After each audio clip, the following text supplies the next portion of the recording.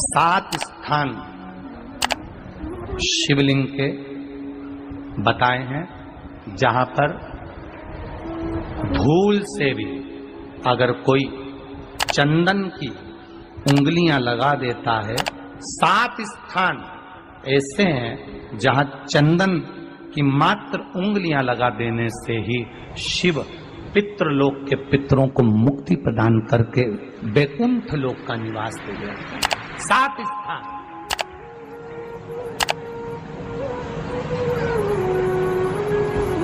और वो 7 स्थान जो चंदन के बताए गए हैं, पहला भगवान देवाधिदेव महादेव के शिवलिंग पर चंदन का लेपन।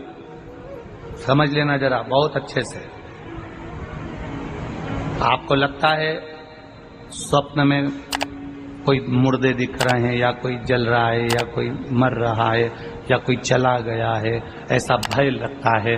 बच्चों को मानी भेजूंगी ऐसा हो जाएगा, पति को मानी भेजूंगी ऐसा हो जाएगा, कोई हमारे कोई गलत तो नहीं कर रहा है, आपको लगता है। 7 स्थान चंदन के बताएं महाराज। पहला शिवलिंग, दूसरा जहां गणेश जी का स्थान है, मालूम है ना सबको? जम के बोलो जरा, मालूम है ना सबको? जहां गणेश जी का स्थान है वहां अलग से गणेश जी बैठे, वहां नहीं। शिवलिंग में जलाधारी के ठीक सामने राइट में गणेश, लेफ्ट में कार्तिकेय, बीच में अशोक सुंदरी। तो पहला चंदन बाबा के शिवलिंग पर, दूसरा गणेश जी पर चंदन की उंगली, तीसरा षडानंद कार्तिकेय पर चंदन की उंगली, चौथा अशोक सुंदरी पर चंदन की उंगली, पांचवा जलाधारी पर चंदन की उंगली, छठा जो शिवलिंग का जल बह रहा है इसके ठीक विपरीत की ओर चंदन की उंगली, और 7वां चंदन नंदी के मस्तक के ऊपर जो 2 सींग लगे रहते हैं उस पर चंदन की उंगली। ये कब लगाई जाती है? या तो अमावस्या के दिन। आपको लगता है कि हमारे पूर्वजों का उद्धार नहीं हुआ, हमारे पूर्वजों का कल्याण नहीं हुआ, कहीं अधोगति में कोई चला गया है, उसका बस एक बार, रोज नहीं जरूरत है, प्रतिदिन जरूरत ही नहीं, महीने में एक बार अगर अमावस्या के दिन भी आपने चंदन के थोड़ा सा चंदन अगर मेरे देवाधिदेव महादेव को 7 स्थान पर समर्पित किया है। अशोक यहाँ पर वर्णन कर रही है, मैना, धन्य और कला की कथा कह रही है। तीनों ने सनकादि ऋषियों से मांगा। चंदन भगवान को अति प्रिय होता है और चंदन ही एक ऐसा होता है जो पितरों को भी प्रिय होता है, जिसका स्पर्श मात्र लगने से पूर्वजों का कल्याण हो जाता है। वो चंदन अमावस्या के दिन जो नदी, तालाब, बावड़ी, कुआं किसी भी एक जगह पर अपने पूर्वजों का नाम लेकर शाम के समय पर दिया लगाएगा, ये मेरा विश्वास रहता है, उसके लिए कुबेर भंडारी भंडार जरूर बनेगा, पितृ भंडार जरूर बनेंगे। अवश्य तुलसी की लकड़ी पानी में घुमाकर, लकड़ी नहीं हो तो माला तो होगी ही, जल में भ्रमण कराकर, जल में घुमाकर, तुलसी की लकड़ी को जल में डालकर स्नान जो करता है, मात्र घुमाना है, लकड़ी डालकर नहीं रखना है, घुमाकर अपने पूजन वाले स्थान पर रखना, या पानी में पहले से घुमा लो, उस पानी को ले जाकर डाल दो। अमावस्या जो जीव करता है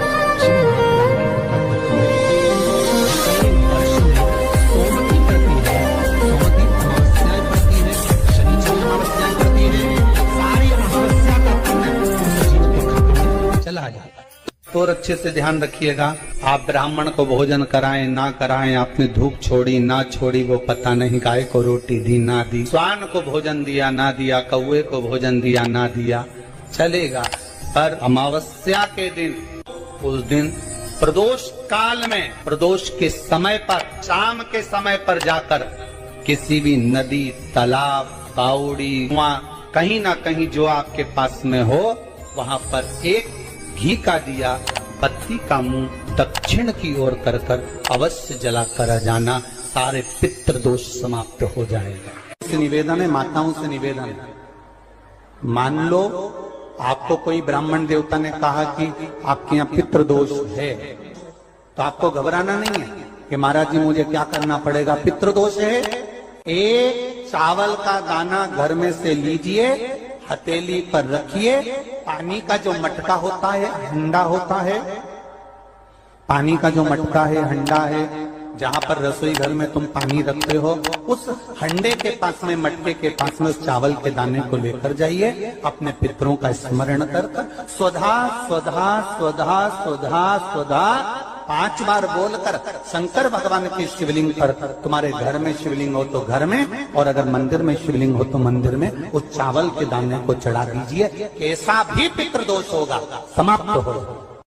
श्री पार्वती जी की नानी जी का नाम क्या था? सुधा। क्या नाम था? जम के बोलो जरा। सुधा।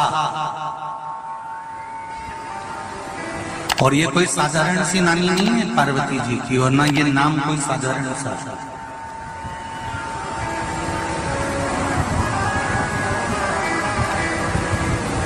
ये वो सुधा है जो पितरों की धर्म पत्नी है,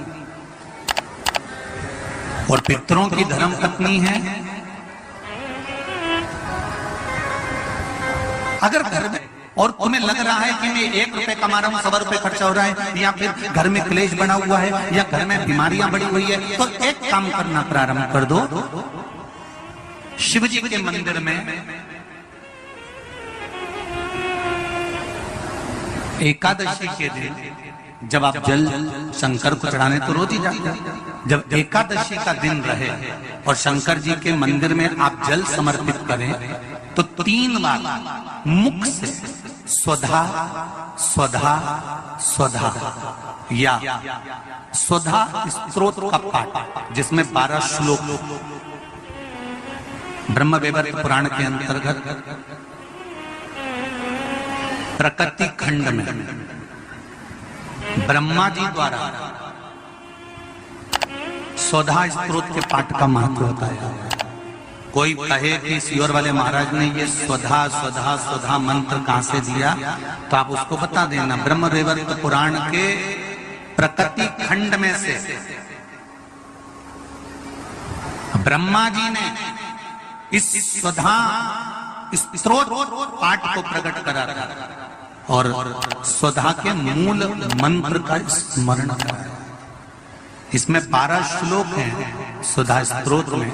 अगर स्वधा स्तोत्र नहीं पढ़ सकते तो 3 बार मुख से क्या बोलना है? जम के बोलो जरा।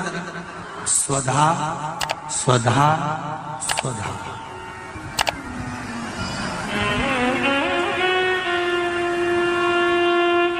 पीछे धा है, हा नहीं तो तुम स्वाहा स्वाहा स्वाहा कर।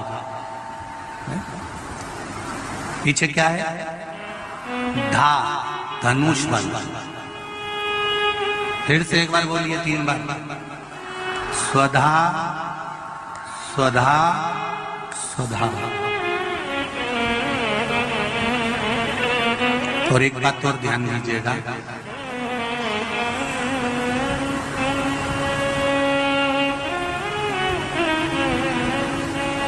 यदि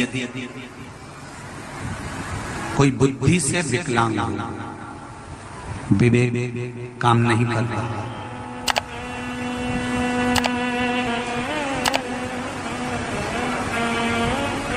अगर विवेक काम नहीं कर रहा हो, माइंड से कोई कमजोर हो, तो जब स्वधा के नाम से आप शंकर भगवान को जल समर्पित करें,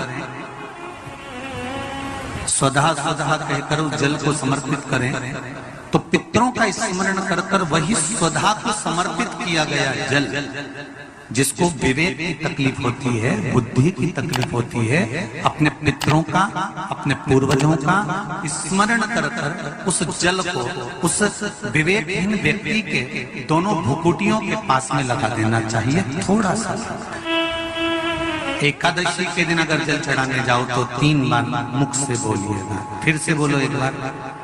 स्वधा स्वधा स्वधा।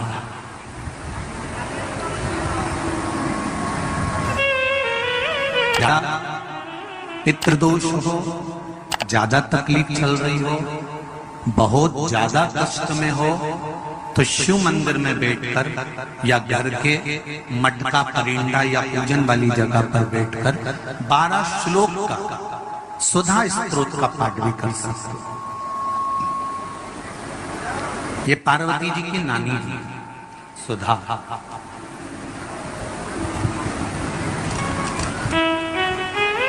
जो भगवान शिव का अभिषेक करना, पूजन करना, अर्चना करना, मंत्र जाप करना, स्मरण करना, नित्य प्रति शिव पूजन में डूबी रहना, इनका एक एक काम था। थी पितरों की पत्नी,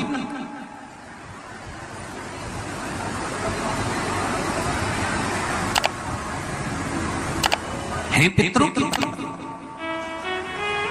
पर भक्ति में इनका बल बड़ा बड़ा बल बड़ा। जब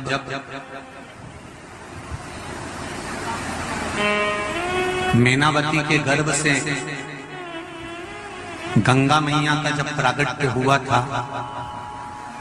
और प्रागट्य होने के बाद में संतान आगे नहीं हुई, तब माता मैनावती ने सुधा माता से पूछा था कि माँ मेरे गर्भ से और संतान नहीं हो रही। तब सुधा ने उनको शिव आराधना का भाव बताया था।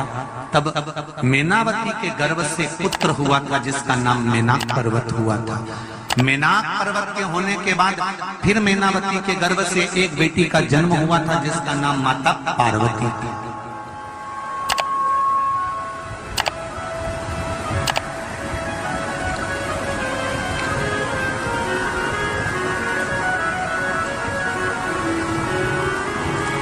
तब उनका नाम माता पार्वती।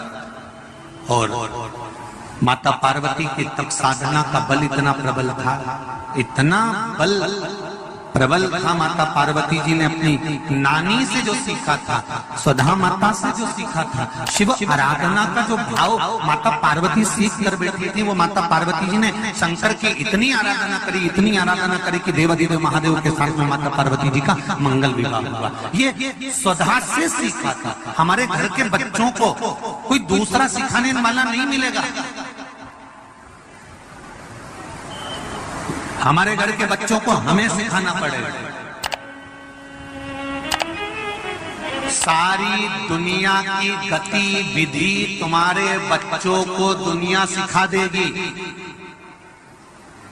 पर हमारे कुल का, हमारे घर का, हमारे सनातन धर्म का संस्कार हमारे बच्चों को कोई दूसरा नहीं सिखाएगा। सिखाना घर के माता पिता को पड़ेगा, कोई दूसरा नहीं सिखाने वाला। आपके बच्चे को मोबाइल चलाना किसने सिखाया? तुमने सिखाया क्या? अरे जम के तो बोलो री जी। आप अपने बच्चों को कभी मोबाइल चलाना नहीं सिखाओगे, फिर भी बच्चा मोबाइल चलाना सीख जाएगा। जितना तो तुमको नहीं आता उससे जोरदार तो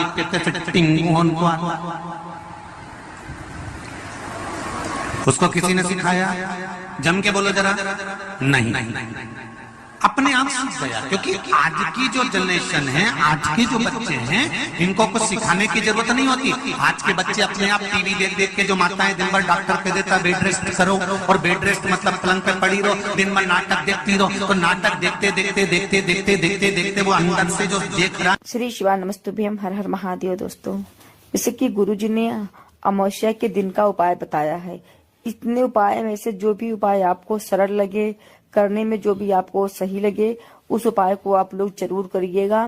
जितने भी पितृ दोष आपके घर में होंगे सब समाप्त हो जाएगा, पितरों को शांति मिलेगी।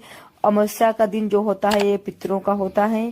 तो जैसे जैसे गुरुजी ने चावल का उपाय बताया, 7 चंदन का उपाय बताया, और जैसे गुरुजी ने और जो सारे उपाय बताए, इन सब उपायों को आप ध्यान से सुनिएगा, और जो समझ में आए, आपको सरल लगे, उस उपाय को आप अपने पितरों के लिए जरूर करें, जिससे कि आपके घर में शांति बनी रहे, सुख संपद धन संपदा बनी रहे।